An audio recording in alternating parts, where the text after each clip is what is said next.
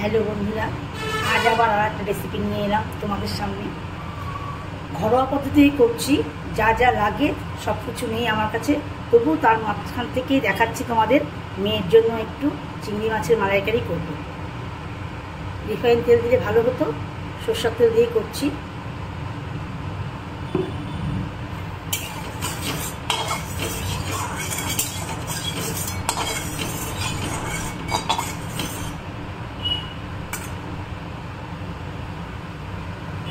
অল্প একটু চিংড়ি মাছ এনেছে শুধু মেয়ের জন্যই, দেখাচ্ছি কি দিয়ে করছি।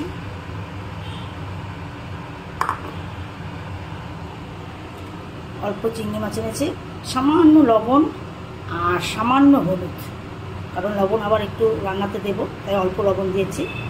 আর একদম নামমাত্র হলুদ দিয়েছি, আর একটু মাছের গন্ধটা দূর করার জন্য একটু লেবুর রস দিয়েছি। আর এখানে বেটে রেখেছি মগজ, চার মগজ, পোস্ত, কাজু, অল্প অল্প করে সব বেটে রেখেছি। আমার কাছে নারকেল নেই, নারকেলের বদলে আমি অন্য কিছু দেবো, দেখাচ্ছি তোমাদের।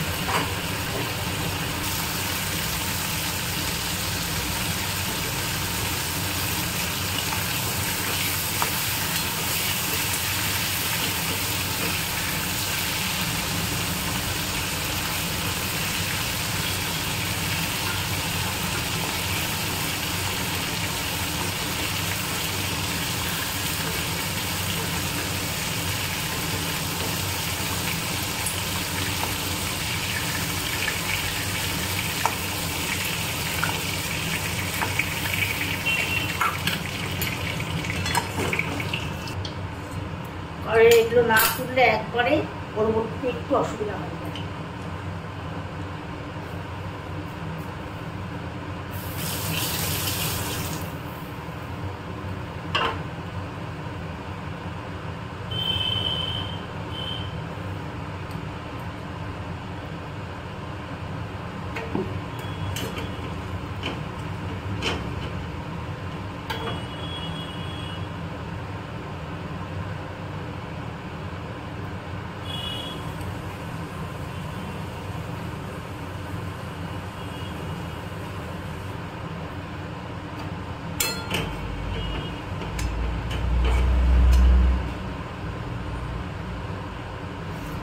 আমি আর কিছু সম্বাদ দেবো না, এর মধ্যে যা বললাম তোমাদের সব কিছু বাটা আছে, একবারে এটার মধ্যে সম্বাদ দিয়ে দেবো। ওটা কি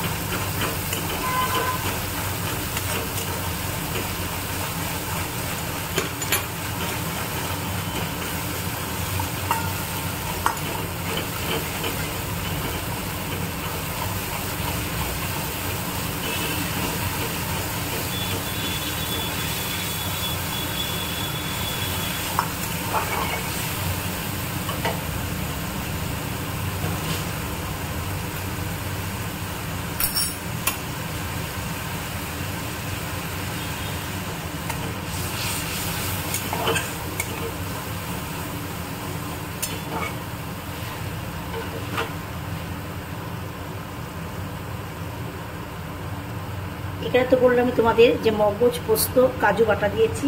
এখন যেহেতু চিংড়ির মালাইকারি করতে মেন জিনিস হচ্ছে নারকেলের দুধ, সেটা আমার কাছে নেই। এর আগের দিন বলেছি আমার কাছে নারকেল ফুটে উঠেছে। তোমরা একবার ট্রাই করে দেখো তোমাদের কেমন লাগে। আমার তো বেশ ভালোই লাগে।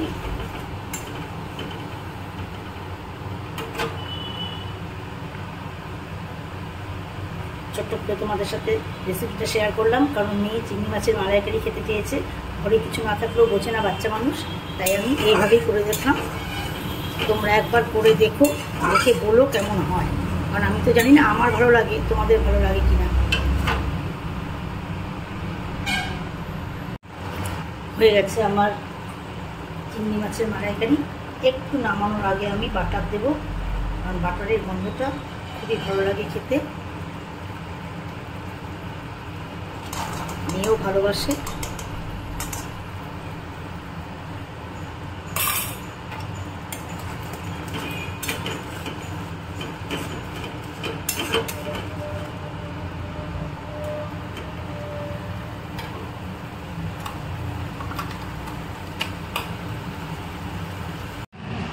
যাই হোক, আমার হয়ে গেছে। আজকের মেনু দেখাচ্ছে, এই যে চিংড়ি মাছের মালাইকারি নামিয়ে ফেলেছি। আজকে ডিম করেছি আমাদের জন্য, আর সকালবেলা ব্রেকফাস্টে আলু ভাজা করেছিলাম, আলু পেঁয়াজ ভাজা করেছিলাম রুটির সাথে। সেটা অনেকটা পরিমাণেই করেছি যাতে দুপুরে হয়ে যায়। এই 3টা আইটেম আমাদের। আর ভাতের হাঁড়ি বসিয়ে রেখেছি, ভাত করব। তা যাই হোক, ছোট্ট একটা মিনি ব্লগ। তোমরা আমার এই ব্লগটা কমেন্ট করো, লাইক করো, শেয়ার করো, যদি সম্ভব হয় তাহলে শেয়ার করো। আর কেমন লাগলো আজকে আমার চিংড়ি মাছের মালাইকারিটা সেটা তোমরা বলো। শর্টকাট বুদ্ধিতে এটা করলাম, কারণ মেয়েকে খাওয়ানোর জন্য।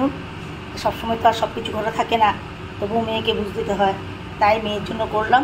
তোমরা একবার খেয়ে দেখো, করে খেয়ে দেখো, কারণ অনেকেই তোমরা পেঁয়াজ রসুন দিয়ে চিংড়ি মাছের মালাইকারিটা করো। তা আমি এইভাবেই করি। সাধারণত মালাইকারির রঙটা হয় সাদা, আমি একটু হলুদ দিয়েছিলাম মাছে, তাই আমার একটু হলুদের কালারটা এসেছে। যাই হোক, আজকে এটুকুই, ব্লগটা এখানে শেষ করছি। টাটা।